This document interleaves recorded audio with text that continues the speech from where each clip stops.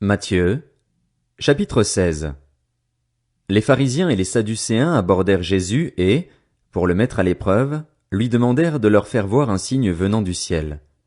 Jésus leur répondit, « Le soir, vous dites, il fera beau, car le ciel est rouge, et le matin, il y aura de l'orage aujourd'hui, car le ciel est d'un rouge sombre.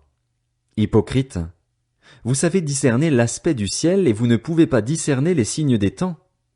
Une génération mauvaise et adultère réclame un signe.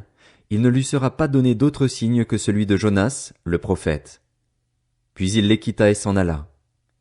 En passant sur l'autre rive, les disciples avaient oublié de prendre des pains.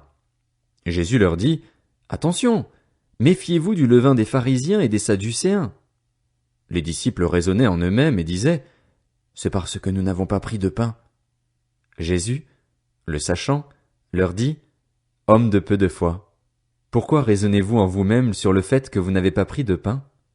Ne comprenez-vous pas encore et ne vous rappelez-vous plus les 5 pains des 5000 hommes et combien de paniers vous avez emportés? Ni les 7 pains des 4000 hommes et combien de corbeilles vous avez emportés? Comment ne comprenez-vous pas que ce n'est pas de pain que je vous ai parlé? Méfiez-vous du levain des pharisiens et des sadducéens. » Alors ils comprirent que ce n'était pas du levain du pain qu'il leur avait dit de se méfier, mais de l'enseignement des pharisiens et des sadducéens. Jésus arriva dans le territoire de Césarée de Philippe. Il demanda à ses disciples, « Qui suis-je, d'après les hommes, moi le Fils de l'homme ?»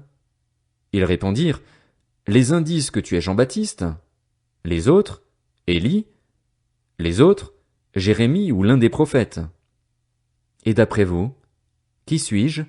leur dit-il. Simon-Pierre répondit, « Tu es le Messie, le Fils du Dieu vivant. » Jésus reprit la parole et lui dit, « Tu es heureux, Simon, fils de Jonas, car ce n'est pas une pensée humaine qui t'a révélé cela, mais c'est mon Père céleste. Et moi, je te dis que tu es Pierre et que sur ce rocher je construirai mon église, et les portes du séjour des morts ne l'emporteront pas sur elle. Je te donnerai les clés du royaume des cieux. Ce que tu lieras sur la terre aura été lié au ciel, et ce que tu délieras sur la terre aura été délié au ciel. » Alors il ordonna aux disciples de ne dire à personne qu'il était le Messie. Dès ce moment, Jésus commença à montrer à ses disciples qu'ils devaient aller à Jérusalem, beaucoup souffrir de la part des anciens, des chefs des prêtres et des spécialistes de la loi, être mis à mort et ressusciter le 3e jour. Alors Pierre le prit à part et se mit à le reprendre en disant, « Que Dieu t'en garde, Seigneur, cela ne t'arrivera pas. » Mais Jésus se retourna et dit à Pierre, « Arrière, Satan, tu es un piège pour moi, car tes pensées ne sont pas les pensées de Dieu, mais celles des hommes. » Alors Jésus dit à ses disciples, « Si quelqu'un veut être mon disciple, qu'il renonce à lui-même, qu'il se charge de sa croix et qu'il me suive. En effet, celui qui voudra sauver sa vie la perdra, mais celui qui la perdra à cause de moi la retrouvera. Que servira-t-il à un homme de gagner le monde entier s'il perd son âme?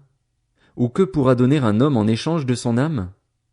En effet, le Fils de l'homme va venir dans la gloire de son Père, avec ses anges, et alors il traitera chacun conformément à sa manière d'agir.